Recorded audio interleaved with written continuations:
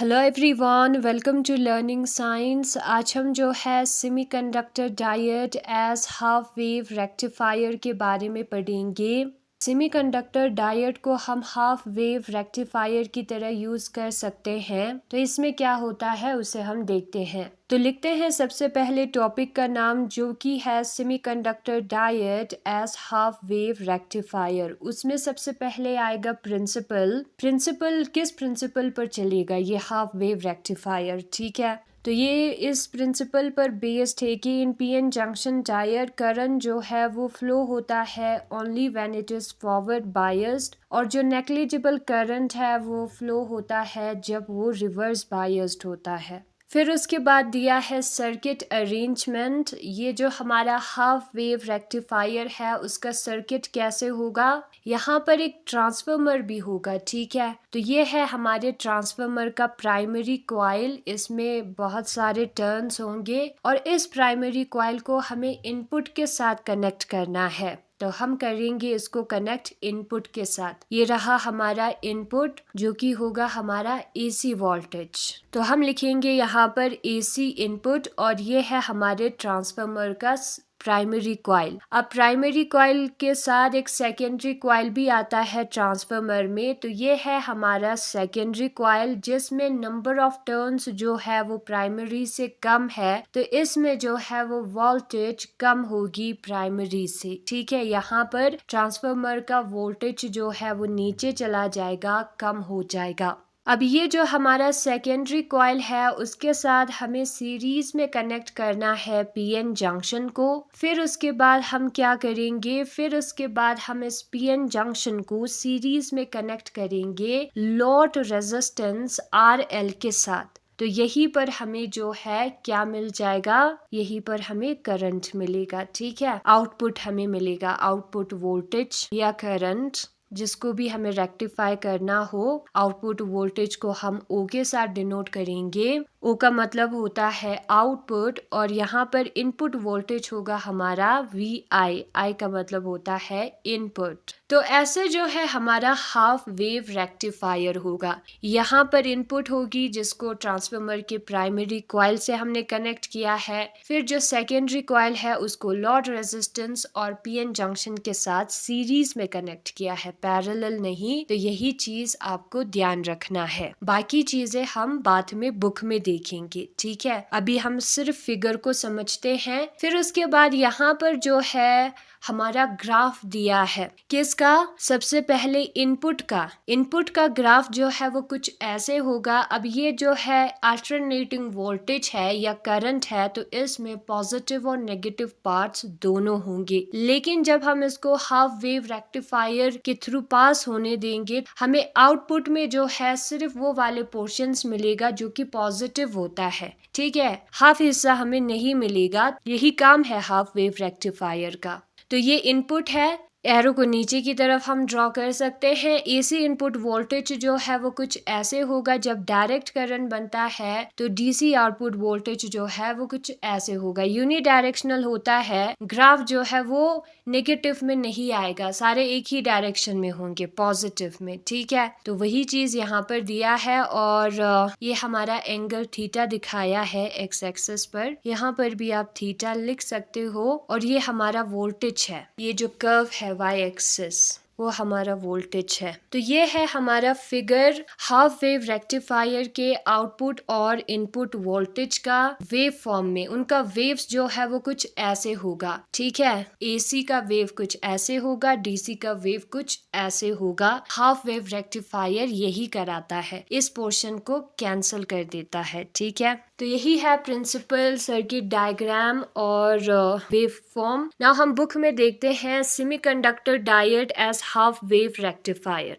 Semiconductor diode को हम half wave rectifier की तरह यूज कर सकते हैं। प्रिंसिपल किस प्रिंसिपल पर चलेगा, it is based on the principal that in PN junction diode the current flows only if it is forward bias. ये इस प्रिंसिपल पर बेस्ड है कि जो पीएन जंक्शन डायोड होता है उसमें करंट फॉरवर्ड बायस जब होता है तभी फ्लो करता है, and negligible current flows if it is reverse bias. लेकिन जब वो रिवर्स रिवर्स बायस्ड होता है तब करंट बिल्कुल भी फ्लो नहीं करता या जीरो के बराबर करंट फ्लो होता है। ये हमने पहले पढ़ा है। यही चीज की वजह से इसको हम एज अ रेक्टिफायर यूज कर सकते हैं। यही प्रिंसिपल पर रेक्टिफायर चलता है। फिर उसके बाद सर्किट अरेंजमेंट के बारे में बताया है। हाफ वेव रेक्टिफायर के सर्किट को फिगर में दिखाया है नेक्स्ट पेज पर। ज्यादातर इलेक्ट्रॉनिक इक्विपमेंट्स में हम इनपुट पर एक ट्रांसफार्मर का यूज करते हैं। ट्रांसफार्मर से क्या होता है, स्टेप अप या down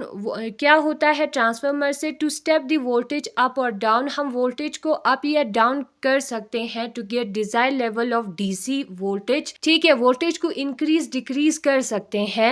and provide isolation from power line, और ट्रांसफार्मर जो है वो पावर लाइन से अलग कर देता है हमारे सर्किट को, जिसकी वजह से शॉक का, करंट का रिस्क कम हो जाता है। ठीक है, जो एसी सप्लाई है जिसको हमें रेक्टिफाई करना है, उसको इनपुट पे हमें अप्लाई करना है, वो यहाँ पर लिखा है। ट्रांसफार्मर को हमने क्यों यूज किया है, वोल्टेज को चेंज करने के लिए, इंक्रीज या डिक्रीज करने के लिए और इलेक्ट्रिकल शॉक से बचने के लिए। तो सबसे पहले हम एसी को क्या करेंगे, इनपुट पर प्रोवाइड करेंगे, तो वो ट्रांसफार्मर के प्राइमरी कॉइल की तरफ चला जाएगा। ठीक है, प्राइमरी कॉइल पर हमें एसी इनपुट को क्या करना है, अप्लाई करना है। The secondary S is connected in series with the diode and the load resistance RL। जो ट्रांसफार्मर का सेकेंडरी कॉइल है वो सीरीज में, सीरीज आपको पता है एक ही तार से कनेक्टेड होगा, पैरेलल में दो तार होंगे जो कि एक दूसरे से पैरेलल होता है। ठीक है, तो इसमें सीरीज में जो हमारा पीएन डायोड होता है और लॉट रेजिस्टेंस होता है उसके साथ कनेक्ट होगा सेकेंडरी, और जो डीसी आउटपुट है वो हमें लॉट रेजिस्टेंस के अक्रॉस मिलेगा, उसके बाद हमें डीसी आउटपुट मिलेगा। ठीक है, since diode conduct only for half cycle of the AC voltage applied, जो हमने एसी वोल्टेज अप्लाई किया है उसके सिर्फ हाफ साइकिल में क्या होगा, डायोड जो है वो करंट को कंडक्ट करेगा, यानी कि जब वो फॉरवर्ड बायस्ड होगी तभी करंट जो है वो बाहर निकलेगा। ठीक है, तो वोल्टेज जो है वो बाहर निकलेगा।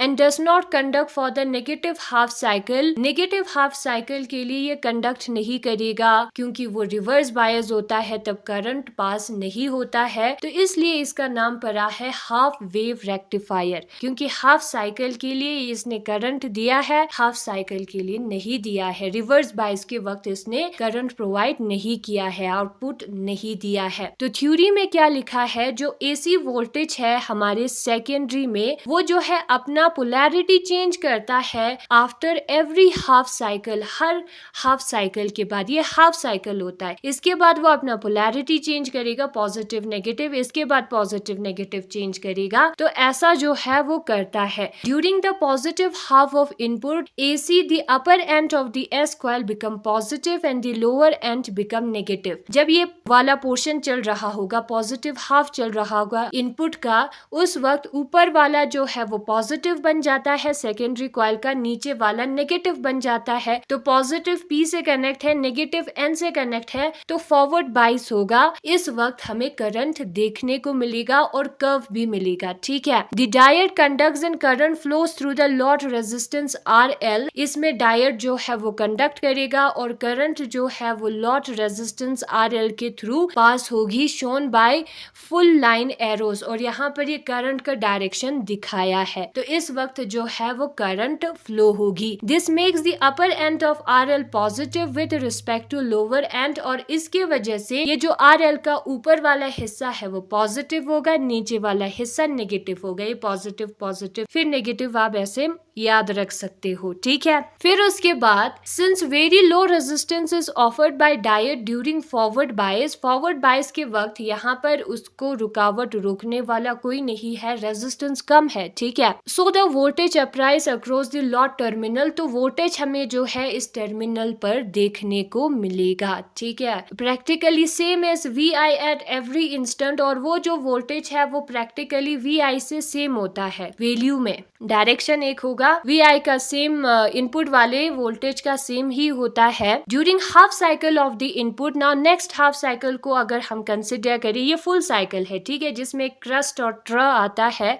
और जिसमें सिर्फ एक ही क्रस्ट या ट्रा होता है उसे हम हाफ साइकिल कहते हैं। नाउ नेक्स्ट हाफ साइकिल के लिए क्या होगा, जो अपर एंड होगा एस कॉइल का वो नेगेटिव बन जाएगा और जो लोअर एंड होगा वो पॉजिटिव बन जाएगा। इस केस में नेगेटिव को हमने पी के साथ कनेक्ट किया है, पॉजिटिव को एन के साथ कनेक्ट किया है, तो यानी कि हमारा क्या है, यहाँ पर कौन सा वाला बायस्ड हुआ है, हमारा हुआ है रिवर्स बायस्ड पीएन जंक्शन का। And there is no current across the load resistance, तो यहाँ पर रेजिस्टेंस बहुत हाई होगी और हमें करंट देखने को नहीं मिलेगा, इसलिए यहाँ पर ग्राफ खाली है, ठीक है। द इनपुट और आउटपुट वेव फॉर्म्स जो है, वेव का फॉर्म डिजाइन यहाँ पर दिया है फिगर में। So we get a discontinuous curve. यहाँ पर ये कर्व कंटिन्यूअस है इनपुट, लेकिन आउटपुट में कंटिन्यूअस नहीं है, यहाँ पर कट जाता है, डिसकंटिन्यूअस कर्व हमें मिलता है। नो डाउट जो आउटपुट है वो यूनिडायरेक्शनल है, पॉजिटिव वाई एक्सिस के डायरेक्शन में है, लेकिन यहाँ पर एम्पलीट्यूड जो है वो चेंज हो रहा है और एम्पलीट्यूड चेंज होने का मतलब है कि हमें पल्सेटिंग डायरेक्ट करंट मिल रहा है, ठीक है। तो यहाँ पर जो है